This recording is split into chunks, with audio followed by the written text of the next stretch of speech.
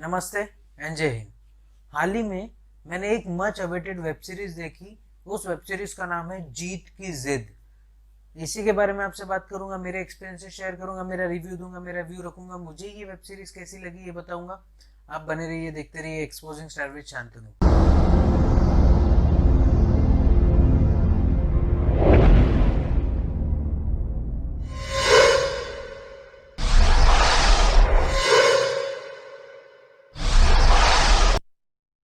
तो हाल ही में मैंने एक वेब सीरीज देखी। उस वेब सीरीज का नाम है जीत की जिद।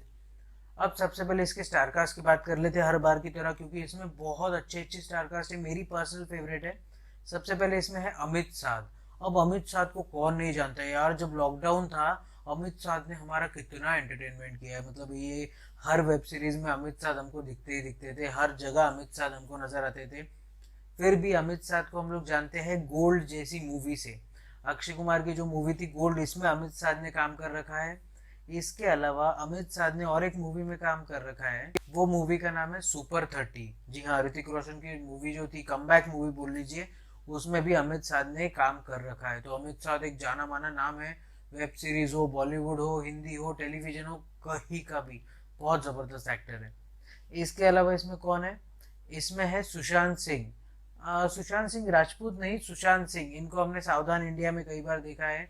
इसके अलावा भी सुशांत सिंह को हमने बेबी जैसी मूवी में भी एक अहम किरदार करते हुए देखा है। इसके अलावा सुशांत सिंह को लक्ष्य मूवी में भी काम करते हुए देखा गया है। मतलब सुशांत सिंह भी एक पुराने टाइम के एक्टर है यार। बहुत जबरदस्त एक्टिंग करते हैं, जिस तरीके के एक्सप्रेशन देते हैं मुझे बहुत अच्छे लगते हैं। तो ये तो होगी स्टारकास्ट की बात। और भी कोई लोग हैं इसमें, जैसे अली गोनी है, और भी बहुत से लोग हैं, बट अभी उनको इसलिए इंक्लूड नहीं कर रहा हूँ कि वीडियो लंबी ना हो जाए। तो ये तो होगी स्टारकास्ट की बात। अब बात कर लेते हैं इसके प्लॉट की। जीत की जिद का प्लॉट है क्या? बचपन में अमित साध के सामने कुछ ऐसा घटा हुआ रहता है जिसकी वजह से उनको आर्मी में जाने का जज्बा पैदा हो जाता है।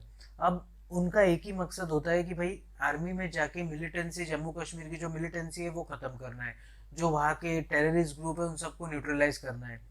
अमित शाह जुट जाते हैं इन सब चीज़ों के काम में। वो बचपन से ट्रेनिंग में लग जाते हैं, एनडीए में जाते हैं, बहुत सी चीज़ें करते हैं। उनको दिल से इच्छा रहती है कि आर्मी में जाके मैं कुछ ऐसा कर दिखाऊं कि ये मिलिटेंसी मैं टोटल खत्म कर दूं, क्योंकि उनके पर्सनल लाइफ में कुछ ऐसा बीता हुआ रहता है बचपन में मिलिटेंसी के द्वारा, जिससे वो आहत रहते हैं। इसीलिए वो ये फैसला उठाते हैं।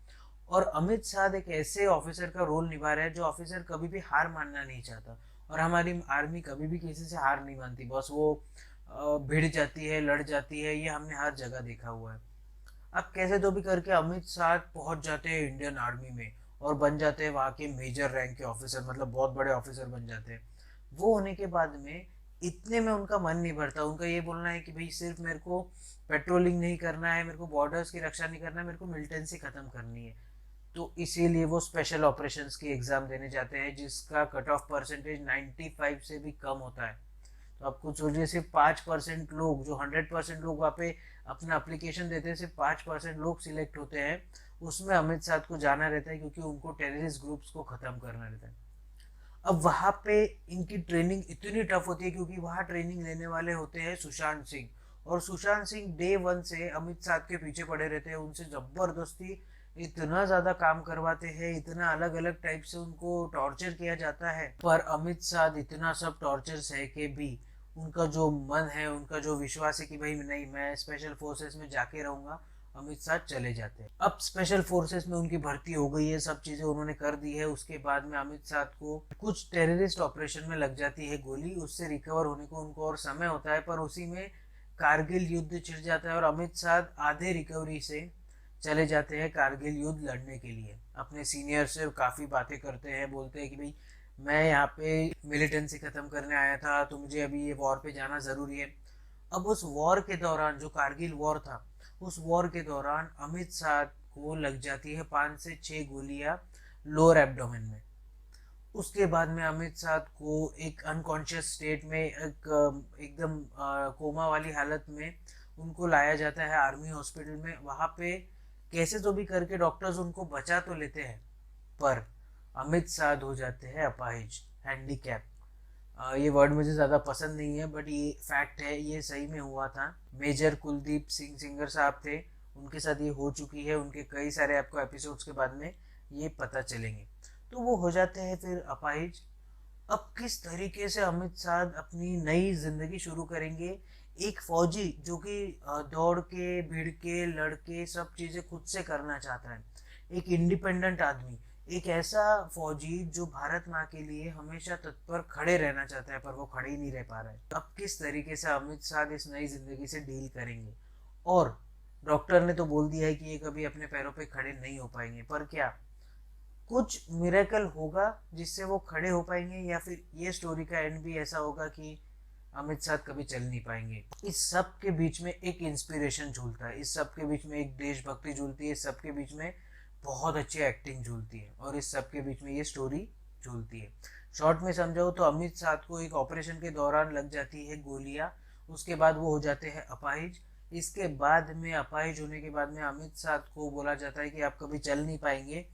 अब वो नई लाइफ किस तरीके से वो फौजी जिएगा, एक नई लाइफ किस तरीके से वो फौजी अपने अंदर में संभालेगा वो नई लाइफ को, ये देखने वाली चीज है। तो ये तो होगी स्टोरी की बात। अब बात कर लेते हैं इसके एक्टिंग की। एक्टिंग मुझे कैसी लगी? बॉस एक्टिंग बहुत ज़बरदस्त है। मतलब मैं अमित शाह की हमेशा तारीफ करता हूँ, क्योंकि उनकी जो एक्सप्रेशंस है, उनकी जो मेहनत है, एक रोल के लिए जो उनका जज्बा है वो पूरा नज़र आ रहा है। और कहीं कहीं पे आपको स्टोरी इतनी इमोशनल कर देगी, मैं शायद थोड़ा इमोशनल हूँ तो मुझे स्टोरी में कहीं कहीं रोना आ गया। तो स्टोरी आपको बहुत इमोशनल कर देंगी, एक पैट्रियोटिज्म से आप भर जाएंगे, जो अंदर आपके अंदर पैट्रियोटिज्म है वो बाहर झलकने लगेगा। उसके बाद में सुशांत सिंह की एक्टिंग भी बहुत ज़बरदस्त है। मतलब जिस तरीके का मिलिट्री का उनका रॉब रहता है, उस तरीके का उन्होंने कैरेक्टर बिल्कुल नहीं छोड़ा। तो सुशांत सिंह, अमित शाह, अली गोनी, बहुत ज़बरदस्त एक्टिंग सब ने की है। तो ये तो हो गई एक्टिंग के बाद। अब बात कर लेते हैं इसके स्टोरी की। स्टोरी मुझे कैसी लगी? बस बहुत कम बार ऐसा होता है कि मैं स्टोरी के लिए बोलूँ कि मुझे कहीं पे भी कोई फ्लॉ नहीं लगा। देखिए, मैं टेक्निकलिटीज़ में भी मेरे को कोई फ्लॉ नहीं लगा। मतलब हर चीज़ बहुत एक्यूरेटली इन्होंने प्लान की थी, हर चीज़ एक्यूरेटली बोली गई थी, हर चीज़ एक्यूरेटली हमको दिखाई गई है।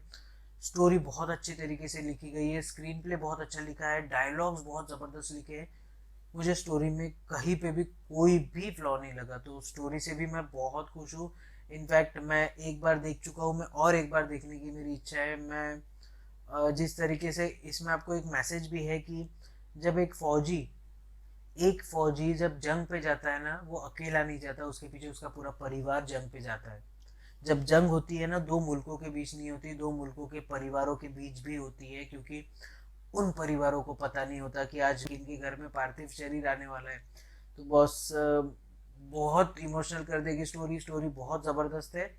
ये आ कहाँ पे रही है? ये आ रही है ZEE5 पे। अगर आपने सब्सक्राइब करके रखा है तो बिल्कुल बिल्कुल बिल्कुल देख सकते हैं, या फिर आप पे छोड़ता हूँ मैं। और आप क्या कर सकते हैं? अपने हाथों की सफाई का ज़रूर से ध्यान रखिए, बार बार अपने हाथों से अपने चेहरे को मत छूइए। इसके अलावा सोशल डिस्टेंसिंग का ध्यान ज़रूर रखिए, मतलब अपने में और अगले में कम से कम 10 से 12 फीट का अंतर रखिए। इसके अलावा भारत में बनी कोरोना वैक्सीन का प्रॉपर ट्रायल हो चुका है, सब चीज़ें प्रॉपर से हो चुकी है, सबको लग चुकी है। अभी तो प्रधानमंत्री मोदी भी लगवाने वाले हैं। तो इस वैक्सीन पे ज़्यादा शक मत करिए। अगर डॉक्टर्स हमको बोल रहे हैं तो वैक्सीन लगवा भी लीजिए, क्योंकि इससे देश बच पाएगा। इसके अलावा जब भी आप घर से बाहर निकले, अपने चेहरे को फेस मास्क से ज़रूर कवर कीजिए, अगर आपने वैक्सीन लगाई है तो भी। इसके अलावा लाइफ में अगर कभी आपको लो फील हो, कोविड की वजह से आपकी जॉब चली गई हो, आप पे इकोनॉमिक क्राइसिस आ गए हो, या कोई भी प्रॉब्लम हो, तो इसके बारे में अपने घर वालों से बात कीजिए, जानने पहचानने वालों से बात कीजिए। डिप्रेशन में मत जाइए, डिप्रेशन को मार के इंडिया से भगाइए। और अगर मेरे पास में और भी कोई टॉपिक आता है तो उसके ऊपर मैं एक वीडियो बना दूंगा। तब तक के लिए आप बने रहिए, देखते रहिए एक्सपोजिंग स्टार विद शांतनु। जय हिंद।